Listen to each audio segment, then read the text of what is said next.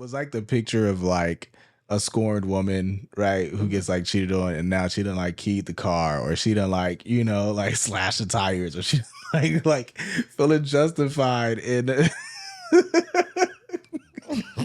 Just saying. I'm not arguing. I'm just saying. Yeah, I just sort of gives the imagery of, in my opinion, but like, I bust the windows. yeah, that's it. Like that's what it feels like it's happening, because he's like, yeah, my jealousy based off of what you did. This is what's happening here.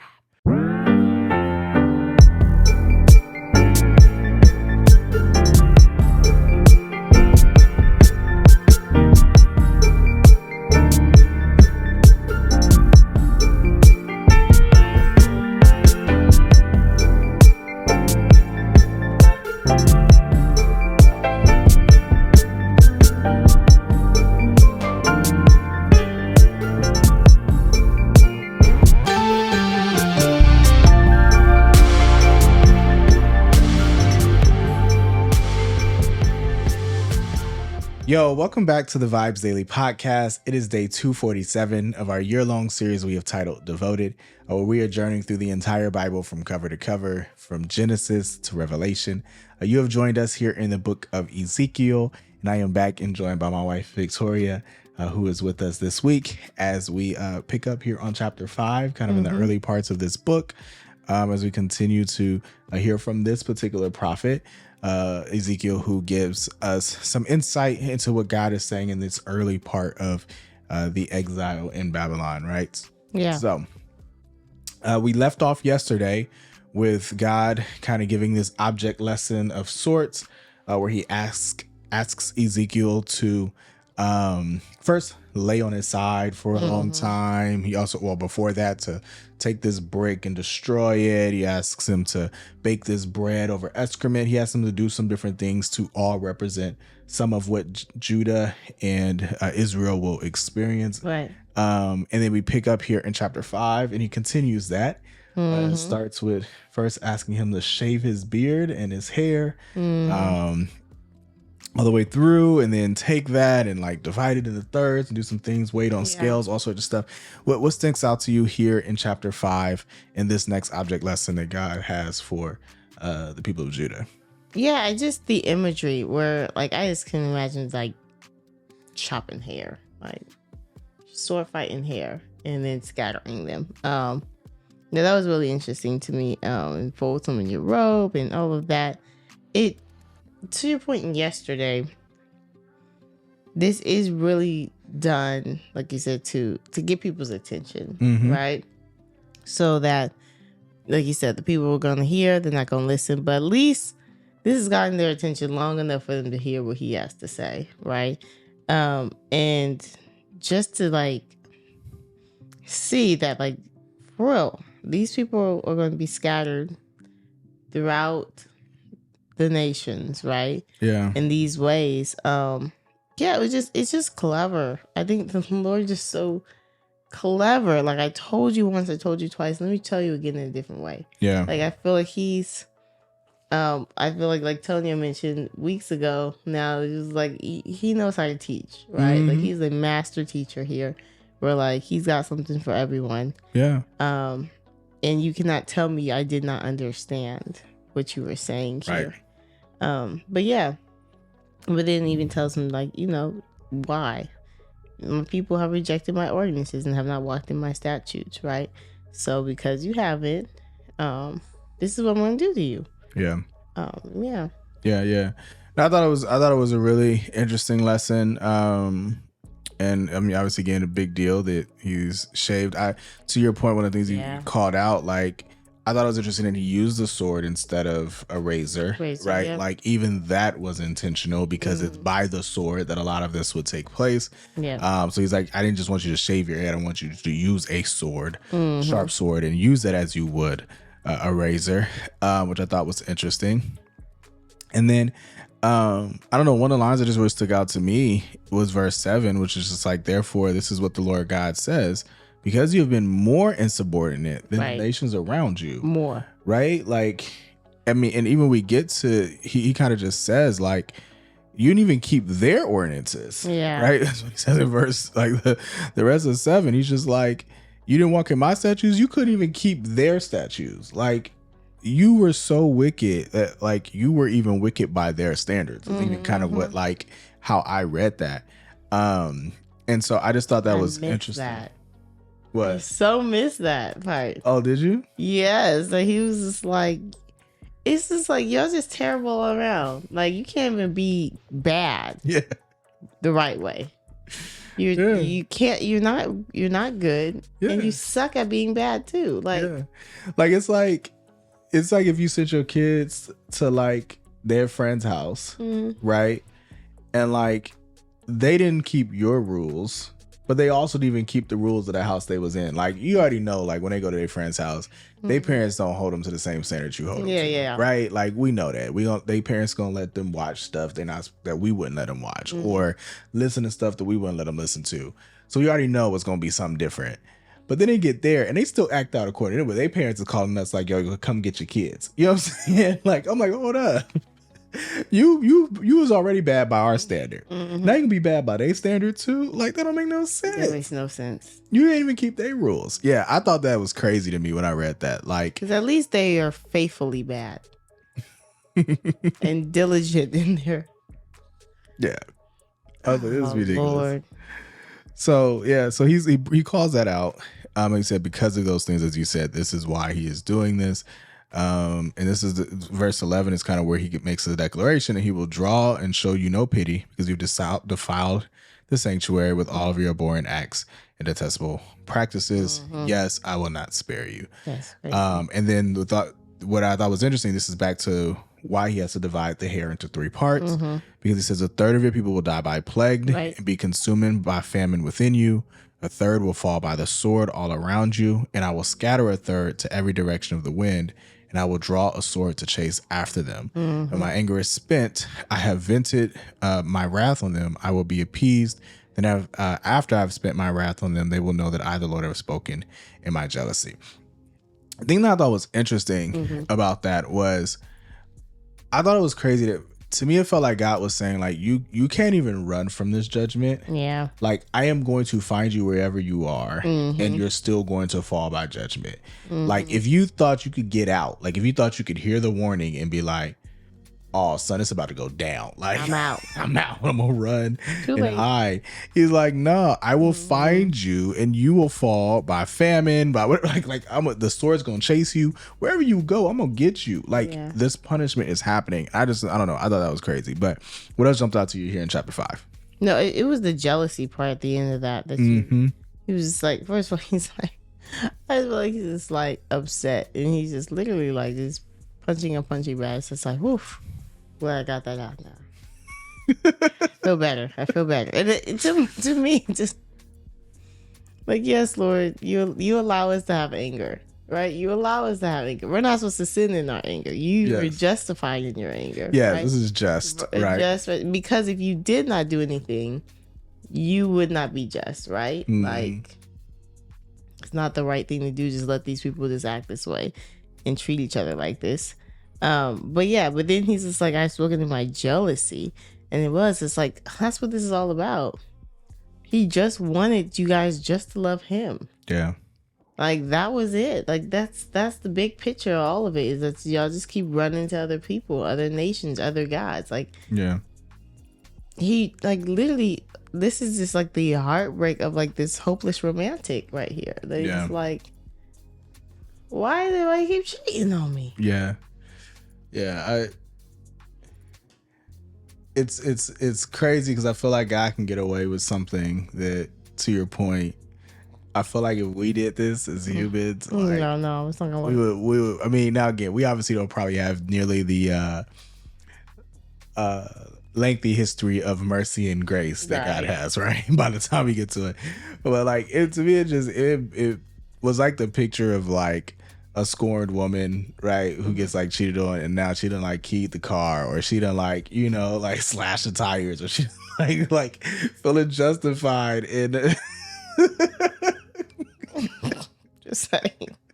I'm not arguing. I'm just saying. Yeah, I just sort of gives the imagery of, in my opinion. But like, I bust the windows. yeah, that's it. But like, I think that's what it the picture. You know, I can even see that GIF from Waiting to Exhale with her car the on flames. fire, like walking away from the car. Like that's what it feels like. It's happening because he's like, yeah, my jealousy based off of what you did. This is what's happening here. But no ideas for us here on Earth. Oh yeah, no. Humanity. Because my man's faithful. Yeah. And true. Great. Amen and amen. You ain't gotta worry about it. You ain't gotta worry about Right. it. But because you already know the wrath. so the fear of the wife is the beginning of wisdom. It sure is. You better preach them young boys. Better preach. But anyway, so that's kind of the imagery we get here in 5. We're gonna move forward to chapter 6.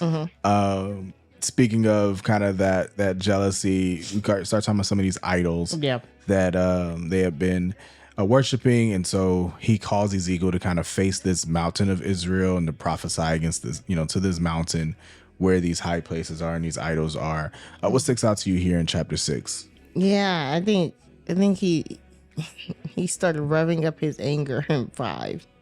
He starts slaying people in 6. Like this whole verse 4, I will throw down your slain in front of your idols. It was just like, your idols can't help you. Yeah. I'm going to kill you and I'm going to lay you out in front of your idols. How you like that?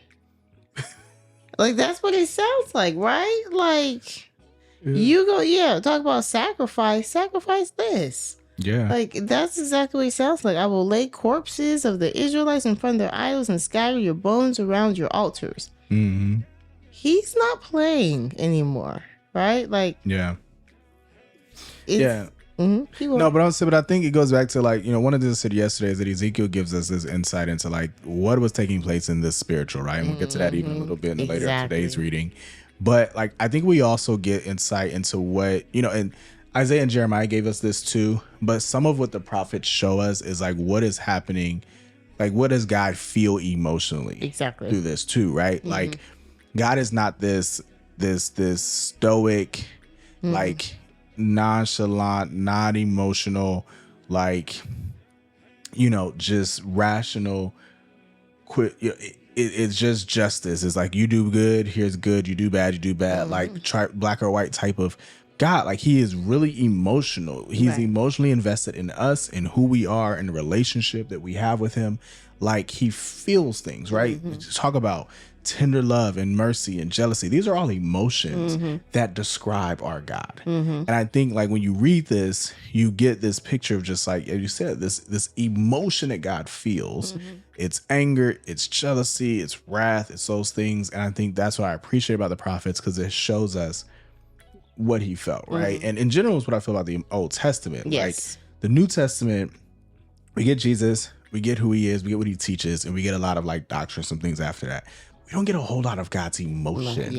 And I think that's what I appreciate about this, passages like this. Right. And we'll get to more of that. But even back in Jeremiah, like in Isaiah, it was this imagery of the Lord being cheated on by this bride of his that he has made beautiful. And like we will get to some more of that in Ezekiel, but he has made her everything, and she has decided to just go out. And so it's this hurt here.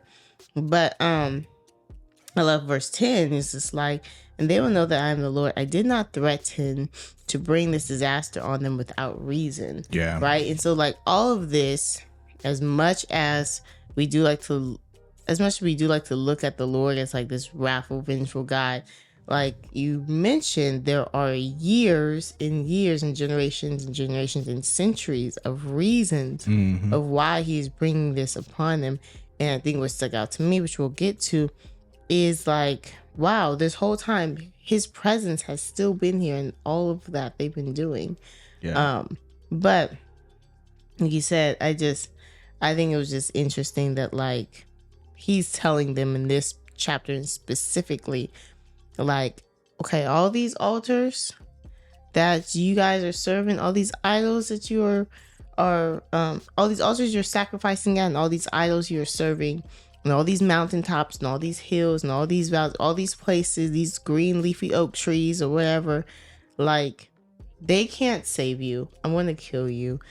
And you will see that they're not made of anything. Yeah. Because they can't do anything for you when I stretch my hand out against them in verse 14, right? Yeah. That's good.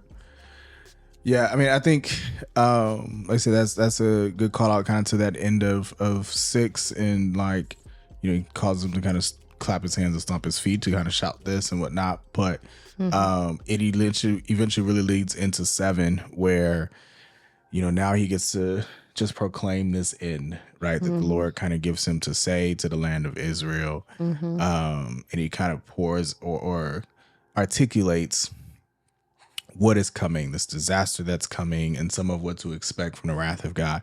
What stuck out to you here in chapter 7? Yeah, I mean, this doom is on the way. Here it is. Here's the day, right? Here it comes. Verse 10.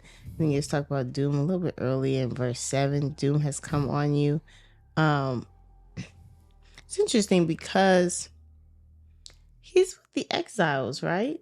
Like, he's already been exiled. But it just seems like they just don't think it's that bad, right? Because the city hasn't been destroyed yet. The temple hasn't been destroyed yet. And so I guess it might not seem like the end is here. In my opinion, when I was reading it, I was like, yeah, y'all just got exiled. Like, the Lord said this was coming. But I guess they probably still have some glimmer of hope of like this isn't the end. Yeah. Like, this isn't that bad. Like, we got taken, and this has happened in history time too. We were like a king has been taken, some with him, and then they've been restored and stuff. So it's probably thinking that was one of those moments. But the fact that they are in exile and he has to continue to say the end is near, judgment is here. Yeah. Like, well, I think it's important to remember, like, a couple things. Like, one, yes, there's a couple groups that get exiled, right? So like, this happens multiple times, and we talked about it before. The siege of Jerusalem took like 2 years, yeah, it right? took multiple years, like, to happen.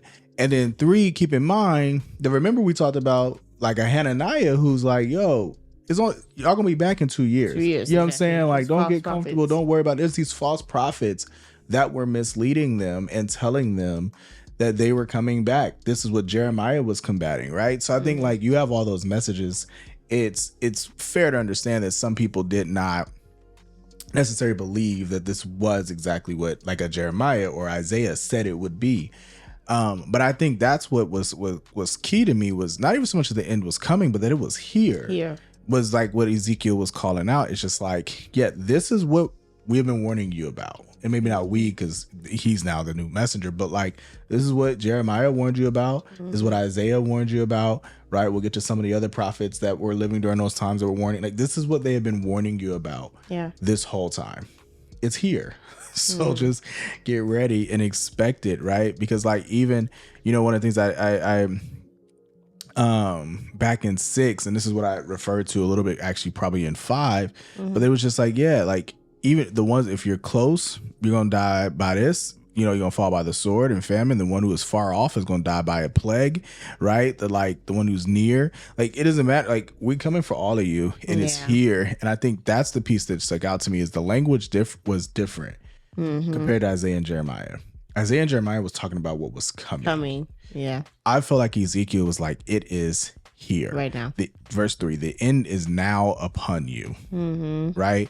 Like, verse 6, an end has come, the end has come.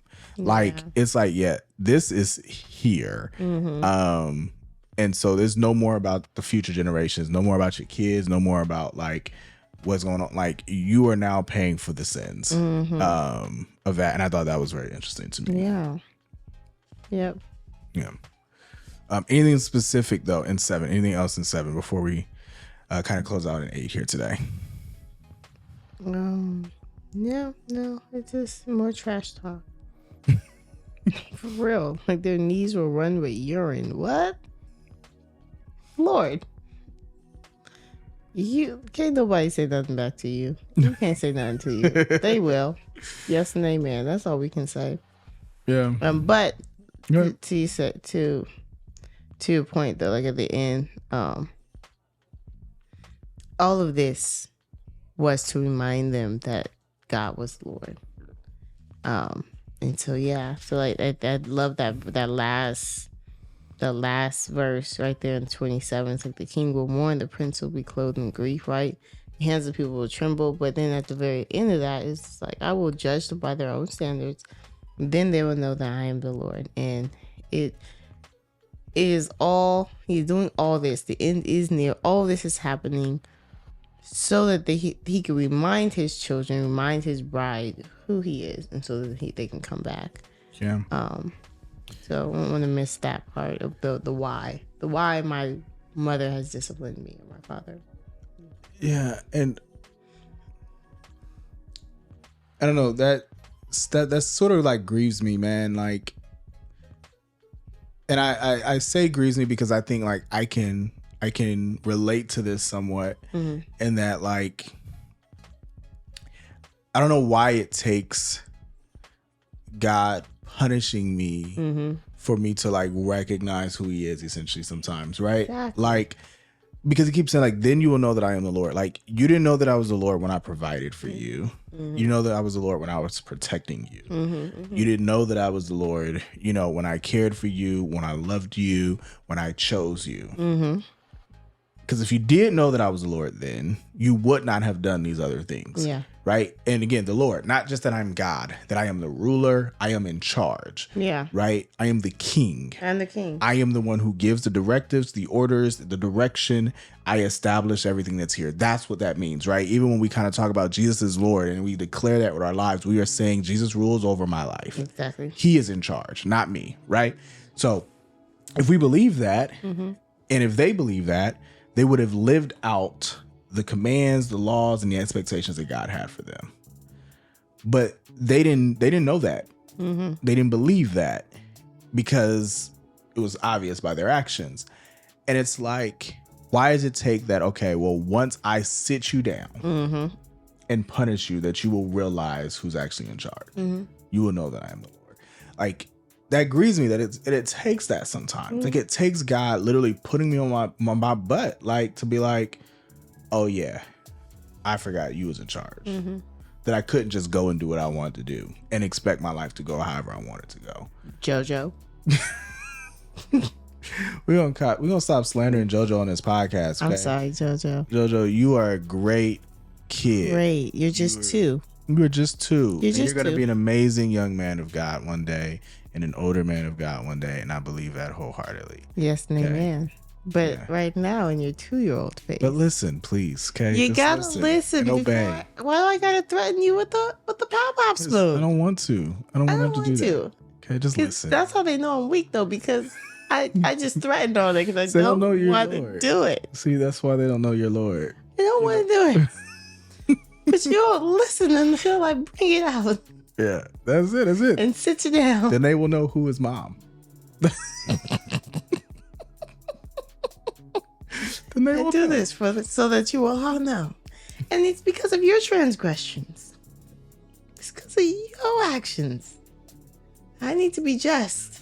Yeah, we just got to remember to play this for him later, because honestly, he's not going to listen to any of this. No. But yeah, I don't know. Like I said, it grieves me because I do feel like that's a very real thing. Yeah, it's agreed. For us to experience that in life, to where like listen. that's been just do it the first time. But chapter 8, this is where I know you've been trying to get since we started, even yesterday, because this is a very interesting chapter where God takes Ezekiel kind of on this like visionary mission trip, like this, like just a tour of Jerusalem and the temple. It's just like he said, virtual reality, kind of like you know, just put on it reminds me of like what's that Christmas movie where it's like the ghosts of Christmas past, present, and future, like that kind of like we just taking you and letting you go vision and see these different things, and specifically takes them to Jerusalem, to see what is taking place there, takes them to the temple to see what is taking place there. What jumps out to you at 8? We won't get through all of it because it's going to get to some of it goes in 9 and whatnot further, but what jumps out to you here in chapter 8? Yeah, I thought about all the rules that God had for his temple. Like when Moses had the tabernacle, when Solomon was building the temple, like all the requirements to be clean, to enter into God's presence, like all of that, the rituals, the things you're supposed to bring. He was very specific. He was very detailed. Yeah.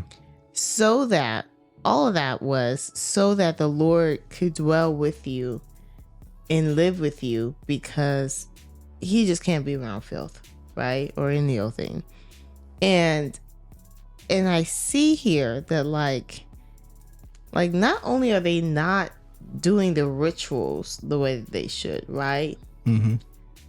But like they got whole statues, like whole other gods. Like this is, like you said, this is next level bad. Yeah. Like, because you know that like in Dagon, the gods, little g temple, that they didn't have any other gods up in there, right? Like that was his temple. Like even the pagan gods had their own temple. In the Lord's temple, we got all these pagan gods and shrines and idols here, and the elders, the people who are supposed to be leading the people and judging the people, right? Yeah. Are standing before them. This is in verse 11, like with incense, right? Like, and they're naming people. Like we name dropping at this point. Yeah. It's him. You know this guy, right? Because Ezekiel was to be a priest, right? He was a priest, and and the Lord keeps saying, "This son of man, like Zeke." Do you see what they're doing in the house of Israel? Do you see in the darkness of each, like what? Yeah. And it's like he's appalled, and he's like, "You see this? Yeah. Like, bro, like what? You ain't even seen half of it though. Let me go show you. Come on over here.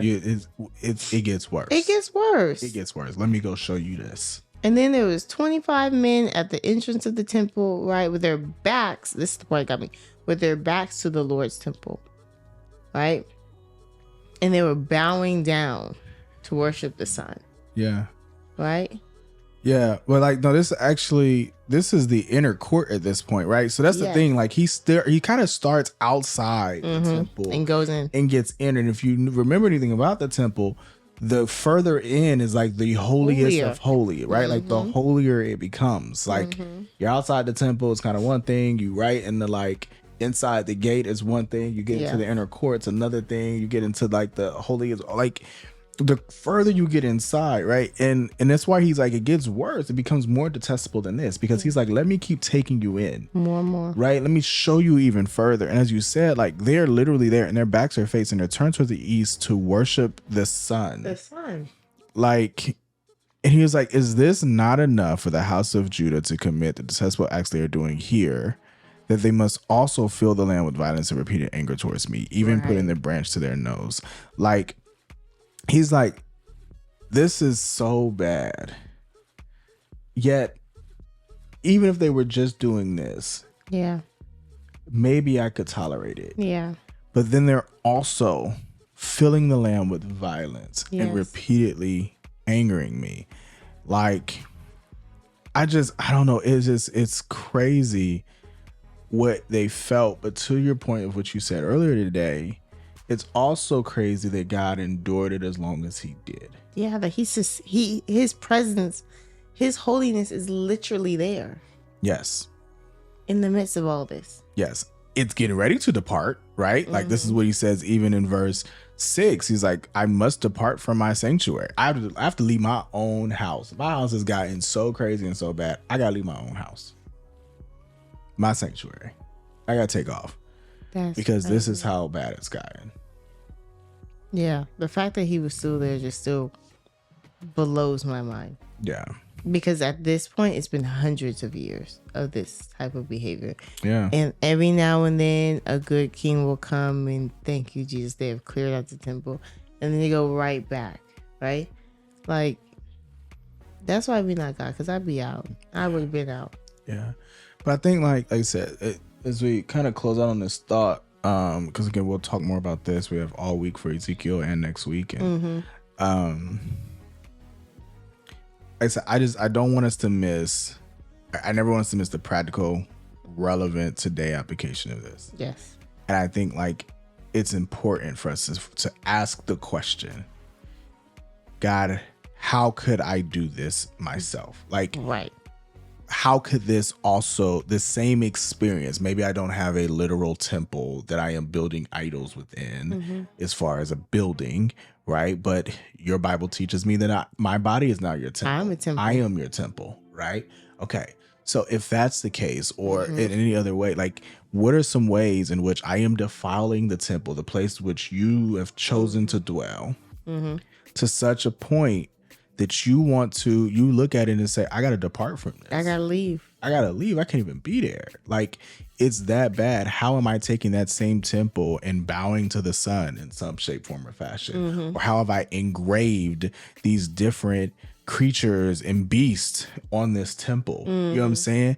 Like, to the point that are about different other idols and stuff. Yes. Like, what am I, like, how practically I do this? And I think it's important for all of us to ask this question, like, and honestly seek the Lord's answer on, like, God, what am I doing? Because I would hate for the Lord to look and say, like, oh, there's more detestable acts than this. Oh, it gets worse. It gets worse. Oh, yeah. You thought her anger was one thing? Check this out. It gets worse. Look at this heart. Look at this heart of hers. Yeah. And I can say, honestly, there's a season of my life, I feel like God could definitely look at this and say this to me. It's only grace that he stuck around long enough to give me more and more chances. Yeah. Because he definitely was looking at me like, oh, it gets worse. Yeah, you thought it was, one thing, that he was doing this, that he was, whatever he's putting in his body, whatever he's drawing on his body, whatever, like, those things is bad. Like, oh, it gets worse. And I was just like, yeah, we're not this far. We're not that far. No, not at all. And I think that's important for us to like reflect on and pray through and ask God, because ultimately, like I said, I don't want to be in that position where God's just like, I got to depart. I got to go. I can't stay. Yeah. Because of the unwillingness to change or acknowledge him. Yeah. Or to rid myself of these things. Yeah. And have only him. Because, in our world, God just hasn't been enough for humans. He just hasn't been enough. So it's like, are we willing to go without X, Y, and Z on or in our temple? Oh, come on, sugars. The conviction's hitting. I have a really bad sugar addiction. It's really bad. And I feel like every now and then he be trying to tell me, like, girl, lay off the refined sugars. The cookies, you don't need those. And I'd be like, bruh, what else am I going to do for me time? Like 2-3 minutes of me time. I only get like 2-3 minutes. That's just it. Okay. I said pray. So if that's what the Lord's revealing to you. But like I said, I think it's important we all do that. Now, again, we'll have plenty more time to talk about this and some of the other things that God is revealing to Ezekiel that we can reflect on. And so we'll pick up on chapter 9 tomorrow and continue to make our way through this book. We'll have 20 total chapters this week, so 4 chapters a day. So just continue to make your way that way. But look forward to seeing you tomorrow as we pick up on chapter 9 in the Vibes Daily Podcast. But until then, take care. Thank you for joining us for the Vibes Daily Podcast. Be sure to like, comment, and subscribe on your favorite podcast platform or download our favorite, the Vibes Church app. Visit vibes.church/devoted for additional episodes, notes, details, and the latest merch. Join us next time as we continue our journey through the Bible. Take good care.